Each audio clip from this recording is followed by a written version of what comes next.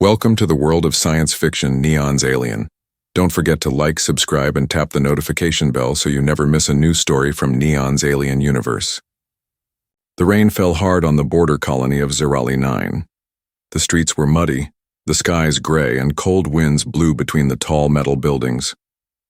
Most aliens had already closed their market stalls and taken shelter. But Kyle, a human trader, was still out. His small repair shop sat at the edge of the marketplace. He was locking up for the night when he saw something that made him stop.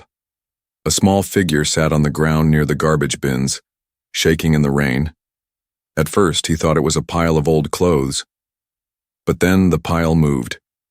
He stepped closer and saw a little girl, alien but clearly just a child. Her skin was pale purple, her long silver hair soaked and stuck to her face. She wore no shoes.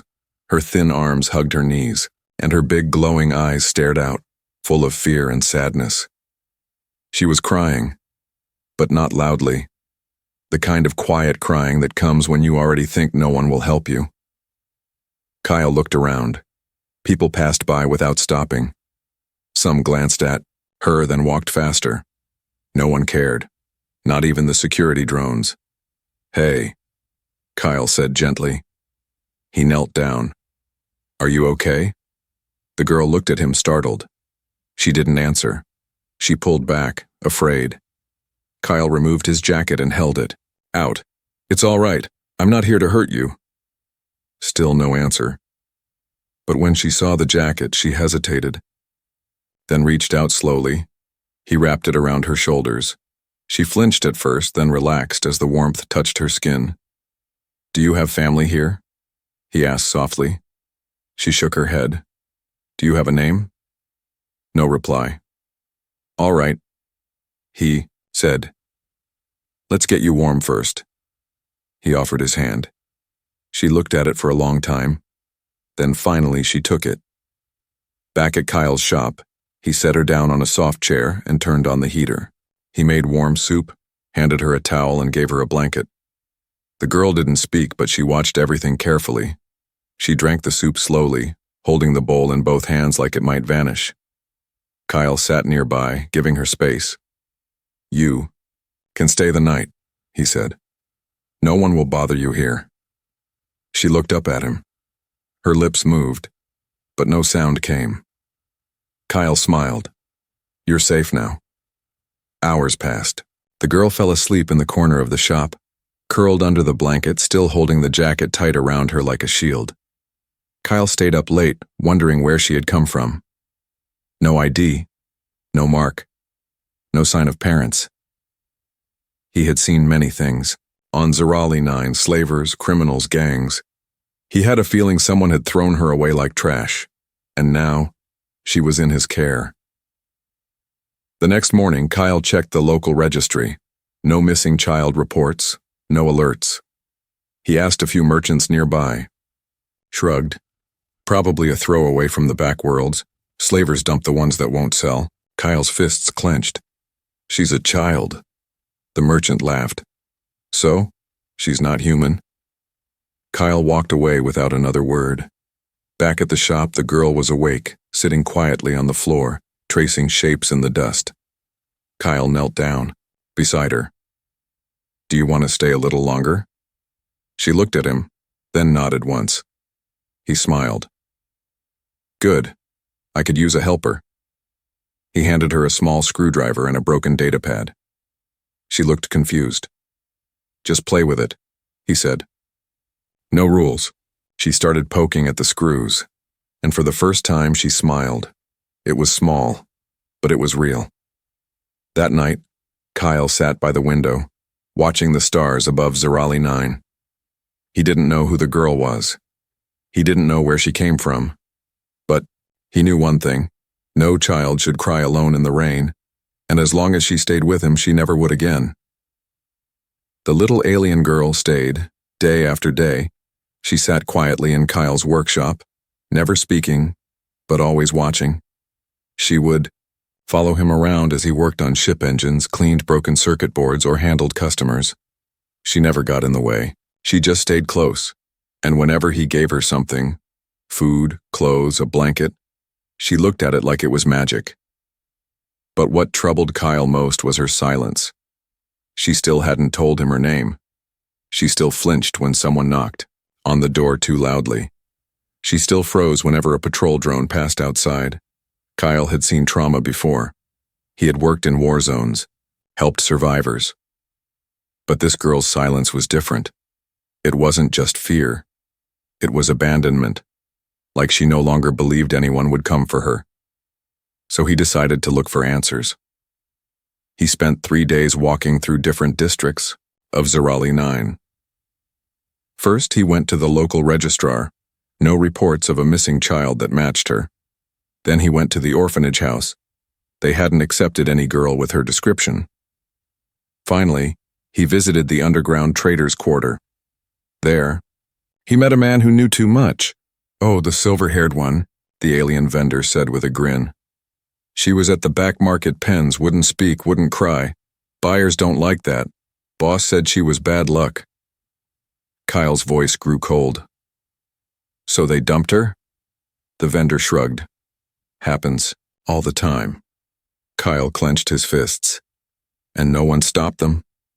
"She's not registered, no clan, no barcode, not even a name. She's nothing." Kyle stepped forward. "She's not nothing." And then he walked out before he did something he'd regret. Back at the shop, Kyle sat across from the girl. She was drawing with a broken stylus on the metal floor, just shapes and stars. He watched her for a while, then asked gently, "You know I've been looking for your family, right?" She paused but didn't answer. "I want to help," he said, "but no one's looking for you. No one reported you missing." She looked up. Her eyes were calm but deep, like a sky holding back storms. Finally, she whispered her first words since arriving. "They left me." Kyle leaned forward, heart heavy. "Who?" She looked down. "My mother." His chest tightened. She continued, voice low like a crack in stone. "They sold me. Then, she never came back." Kyle didn't ask anything else. He simply placed a warm cup of broth beside her and said, "Well, I came back." The girl stared at the cup, then at him, and this time, she didn't flinch when he sat beside her. The next day, something unexpected happened. Kyle was helping a customer with a faulty drone when the girl walked up to him. She tugged gently on his sleeve. He looked down. "What is it?" She pointed. To the drone's legs. He followed her finger and saw the loose screw. "Good eye," he said, smiling. The customer laughed. "She your assistant?" Kyle looked at the girl. She gave him the smallest smile. "Yeah," he said, "she is now." That evening, as the sky turned dark orange over the colony, Kyle stood on the rooftop of his shop and looked out. The girl sat beside him, her legs crossed, her silver hair brushing against her cheeks in the wind. He didn't know her name. He didn't know her past.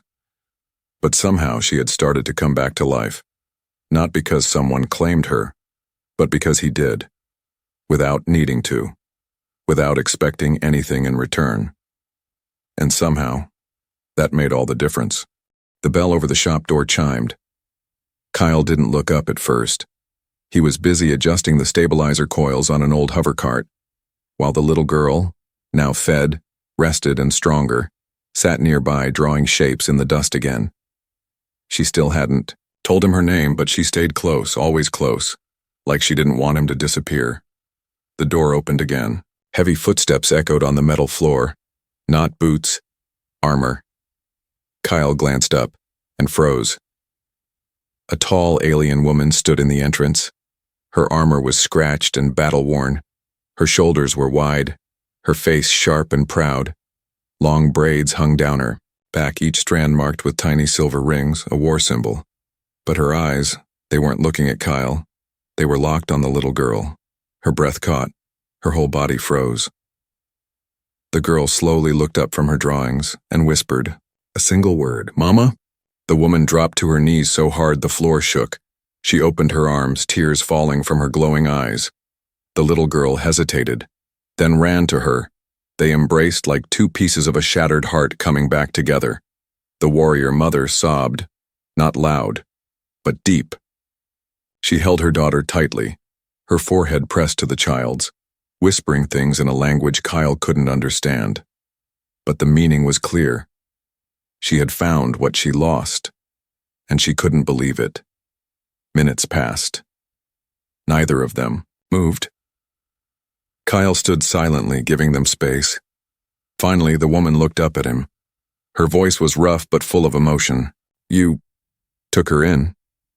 Kyle nodded. "Found her crying in the rain. Nobody cared, so I brought her here." The woman placed a hand over her heart and bowed low. "I owe you everything." Kyle shook his head. "She didn't owe me anything. She's just a child." The woman looked at him deeply. "And you treated her like a person few would." She introduced herself as Soraka, a warrior from the Phaedron clans far beyond the reach of this colony. Her daughter's name, Nivara. "I was hunting slavers," Soraka explained. "We were separated during a raid. By the time I returned to the ship, she was gone, traded, hidden. I searched every sector, I never stopped." Her voice cracked. "I thought I lost her forever." She looked down at her daughter, who now sat calmly beside her, fingers laced with hers. Kyle said nothing. He just listened.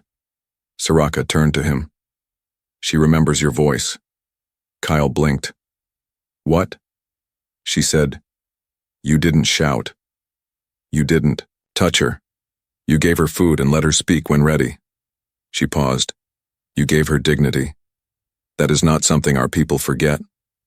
That night, Kyle made them both a warm meal.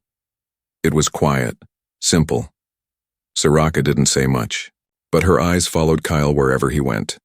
She watched how he placed the food gently on the table, how he covered Nivara with a blanket when she got sleepy, how he sat across from them, not as a savior, but as someone who cared.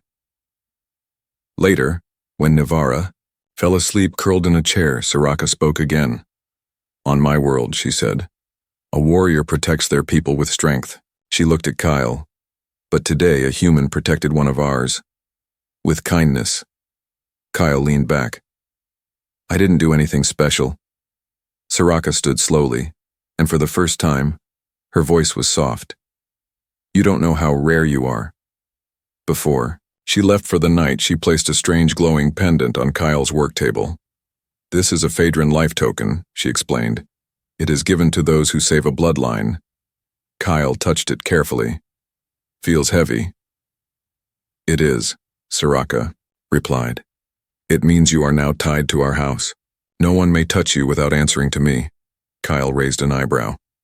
"That sounds serious." "It is," she said. Then she looked him in the eyes.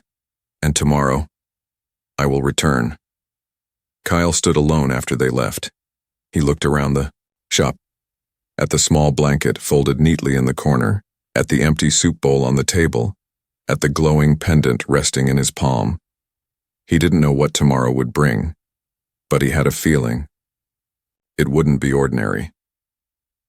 Kyle didn't sleep that night. Even after Soraka and Nivara left, his mind stayed alert, wired, uneasy. Something was coming. He could feel it. By morning, the shop felt too quiet. He checked the doors, locked them twice, charged the backup generator, cleaned his old stun rifle, just in case.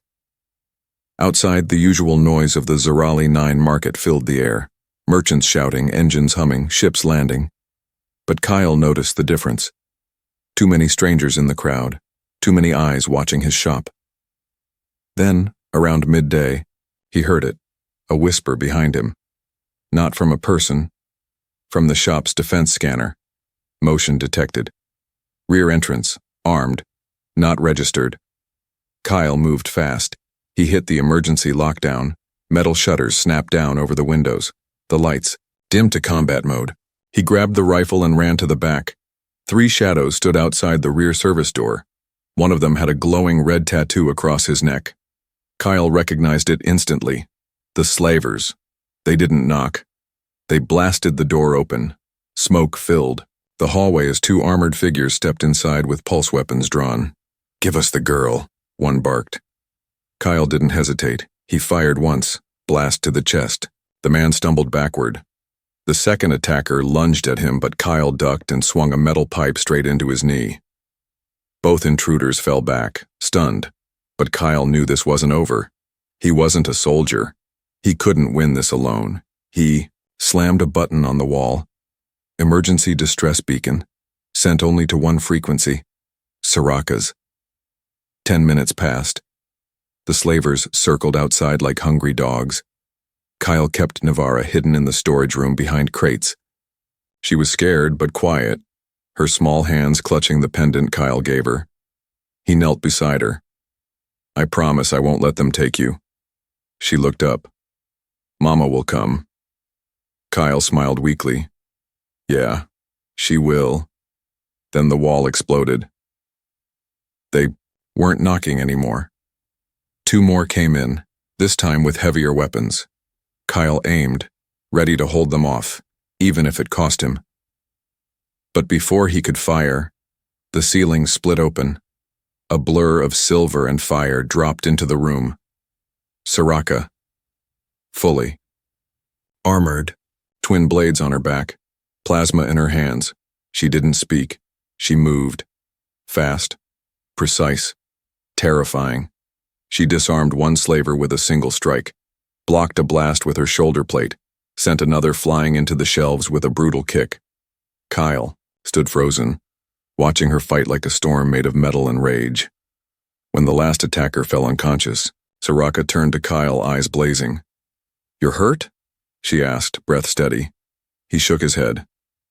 "No, just winded." She looked to the crates. "Navarra?" The girl peeked out. "Mama." Soraka dropped her weapons and ran to her, scooping her into her arms. "I'm here," she whispered. "I will always be here." The local security arrived 20 minutes later, late, as always. They asked questions, filed reports, took away the slavers. Kyle gave his statement, but he knew the truth. This wouldn't be the last time. Somewhere out there, the syndicate still had power, and Navarra was still a target. That night, after the fire was put out and the shop repaired as much as possible, Soraka stood outside under the stars. Kyle brought her a warm drink. She took it, but didn't sip. "You risked your life," she said.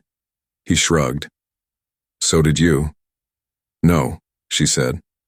"You had no training, no armor, no duty. You still fought." Kyle looked at her, calm. "She's just a kid. I couldn't let them take her." Soraka turned to face him, eyes softer now. "I have faced many warriors, but few would protect another's child like their own." She stepped closer. "I gave you a life token, because of honor." She paused. "But now, I would give it again, because of feeling." Kyle blinked. "Feeling?" Soraka reached into her armor and pulled out a small piece of silk, purple and gold. A Phaedron binding ribbon, used in ancient bond ceremonies. She extended it toward him. "I offer this not because I must, but because I want to." Kyle stood still. The wind moved gently. Navarra peeked out the door, eyes wide with hope. Kyle looked at the ribbon, then back at Soraka, and said softly, "Only if it's your heart too, not just tradition." She smiled, truly, smiled for the first time, then gently placed the ribbon in his hand.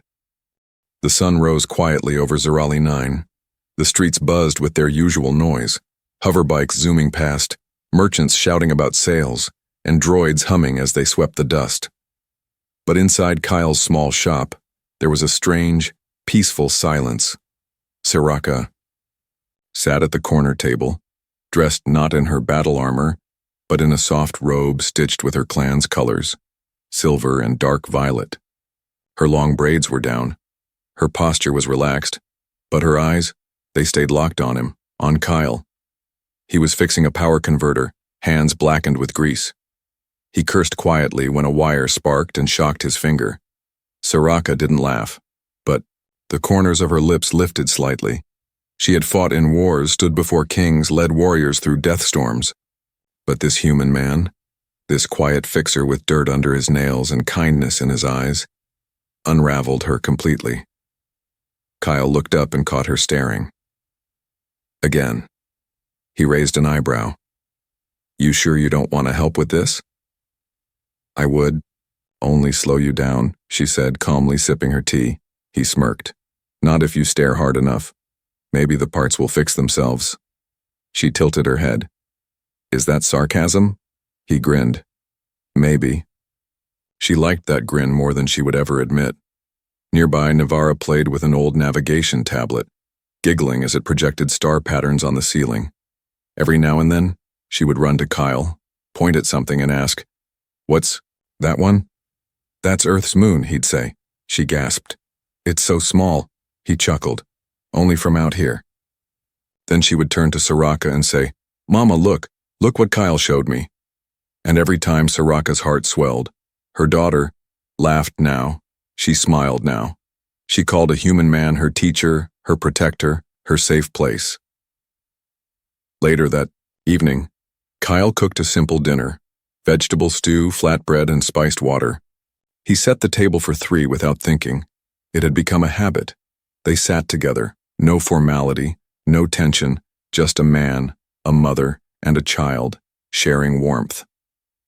After the meal, Kyle went out to check on the solar panels. Soraka stood in the doorway, arms crossed, watching him from the shadows. Not for defense, not for strategy, just to watch him. He wiped his hands with a rag and looked up at her. "You okay?" She stepped forward. "You don't even realize what you've done, do you?" Kyle blinked. "I broke the generator again?" She smiled faintly.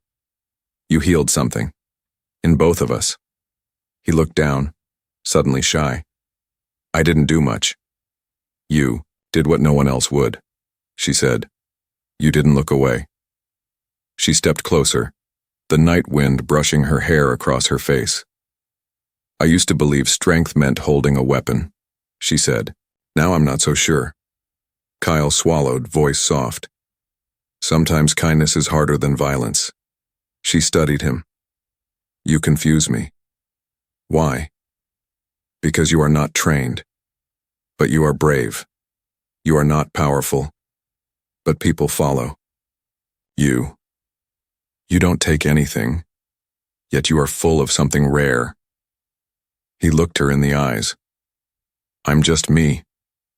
She stepped even closer and whispered, "And that is exactly why I can't stop watching you." Inside the shop, Navarra peeked out the window, covering her mouth with a smile.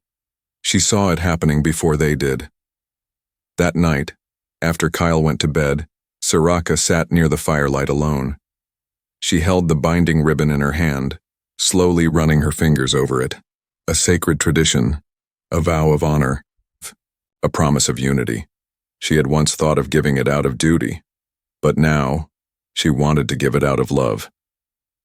As the flames danced beside her, she whispered to the empty room, "He is not of my world, but he may be the only one who truly sees me." The morning air was still. Even the wind over Zerali 9's rooftops felt like it was holding its breath. Inside the shop, Kyle was tightening bolts on a cooling vent when Soraka walked in. Not in armor, not in robes, but in a simple tunic, her hair braided high and something in her hand, wrapped in violet silk. Kyle turned, wiping his hands. "Morning." She didn't respond right away. Instead, she walked toward him with slow, sure steps, and gently unwrapped what she carried. Inside the cloth was a golden ribbon, woven with her clan's crest. The bonding thread. His eyes widened slightly. "You're offering it now?" he asked quietly. Soraka nodded. "You saved my daughter. You protected her, not for reward, but from your heart. You gave me shelter when I had only rage." She looked at him, her voice steady. "In my culture, when someone becomes part of your soul, you offer this." Kyle stared at the ribbon. His throat felt dry, but he didn't reach for it. Instead, he took a small step back. Soraka's expression didn't change, but the air around them suddenly grew heavy. "You refuse?" she asked, not in anger but in confusion. No, he said quickly. He looked away, then met her gaze again. I'm not from your world. I don't know your customs. I don't want to accept something that means everything to you unless it means everything to me, too. The silence between them wasn't cold, but it was full of meaning, fear, respect, and something more. Soraka looked down at the ribbon, then up at him again. I thought bonding with you would protect Navarra, she said. I thought it would complete the debt. He shook his head. You don't owe me anything. She stepped closer. What if I don't offer this because of duty? She whispered. But because I want to? Kyle's eyes softened. Then, wait, he smiled gently. Not forever, just until we're not doing this to fix something, but to build something. She looked at him like he had said something no one ever had. Build? He nodded. A home, a future, a reason. She stared at him for a long moment.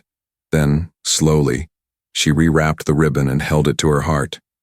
I will wait, she said, softly. But not out of tradition. She glanced back at the room where Navarra was quietly humming and arranging her toy tools. I will wait, because I want what you want. Something real. That night, Soraka didn't speak much. She sat near the fire while Kyle read quietly across from her. There was no tension, just comfort, the kind that only grows after silence turns into trust. Later, as Soraka tucked Navarra into her blankets, the girl whispered, Did you give him the ribbon? Soraka paused. I offered it. Navarra smiled. Did he say yes? Soraka kissed her forehead. Not yet. Why? Because he respects me too much to say yes too soon. Navarra blinked slowly. That's silly, Soraka chuckled. Maybe, Navarra whispered. I still hope he becomes my real papa. Soraka smiled. Me too, little flame. Me too. In the quiet of the night, Kyle stood outside watching the stars. He held a piece of paper in his hand, one where Navarra had drawn 3 stick figures under a glowing sun. One was clearly her. One was Soraka, wearing armor and braids, and in the E, middle was him labeled Kyle, family. He folded the picture carefully and slipped it into his pocket, then whispered to the stars, Maybe. I'm already bonded. 2 weeks passed. No trouble, no slavers, no war cries, just peace. Kyle's shop stayed busy. Repairs, shipments, small trades. But something was missing, not from the shelves or the tools, but from the air, from the quiet space beside him, from the sound of her voice. Soraka had left. She said it was just for a short journey, to settle her clan's affairs, to formally register Navarra's safety, and return her clan token. But Kyle hadn't heard a word since. He stood at the workbench, one night staring at an old music chip Navarra once played. She called it Space Lullaby. It still made his chest ache when he heard it. He missed her, missed them both. But more than that, he feared that maybe she had changed her mind. Maybe deep down, she realized he wasn't part of her world. Not truly. That same night, the sky above, Zerali 9 shimmered with low-altitude lights. A sleek black cruiser hovered over the market, elegant and silent. It didn't land at the spaceport. It landed in front of Kyle's shop. He stepped out, wiping his hands with a towel. The ship's ramp, hissed open boots touched the ground, but not the ones he expected. Not cold metal. Not battle armor. Soft sandals, a long flowing robe, pale blue, braided silver thread down the sides. And Soraka, no blades, no shields, no face paint. Just a woman, bare, real, breathing, and in her hands, not the ribbon, but a small wildflower. One, native to his planet. Kyle stepped forward, stunned. I thought, he began.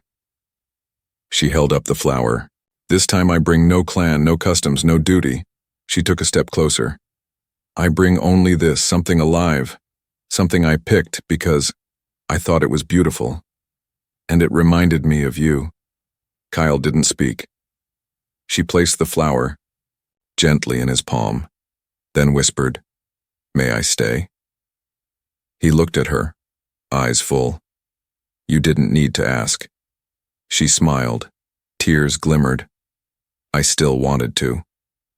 From behind her, small footsteps ran down the ramp. Nivara burst into his arms, laughing, shouting, "We came back, we came back." He picked her up, spinning her once before holding her close. "I missed you," he said. She pointed at his chest. "Now we're a real family, right?" He looked at Soraka, then nodded. "Yeah, we are." That night, they ate under the stars. No celebration, no ceremony, just food, laughter, and shared warmth. Soraka sat beside Kyle, her hand resting on his. She looked around the little shop, the crooked light over the bench, the half-fixed drone in the corner, the drawing Nivara had taped to the wall that said home. And then she looked at Kyle. "This is not a castle," she said. He smiled. "No, but it's the safest place I've ever been." Later, as they put Nivara to bed, she whispered, "Mama, will you marry Kyle now?" Soraka looked at Kyle. He shrugged. "I already said yes. I was just waiting for the warrior to return." Soraka leaned down, kissed Nivara's forehead, and said softly, "No, this time the warrior stays away." She stood beside Kyle and added, "I return now as your woman, and so without a crown or crown world, without armor or ancestry, a human and an alien woman wrote a story that began with a child in the rain and ended with a family under the stars. He gave them safety, they gave him love, and together, they built something no war could destroy, something real,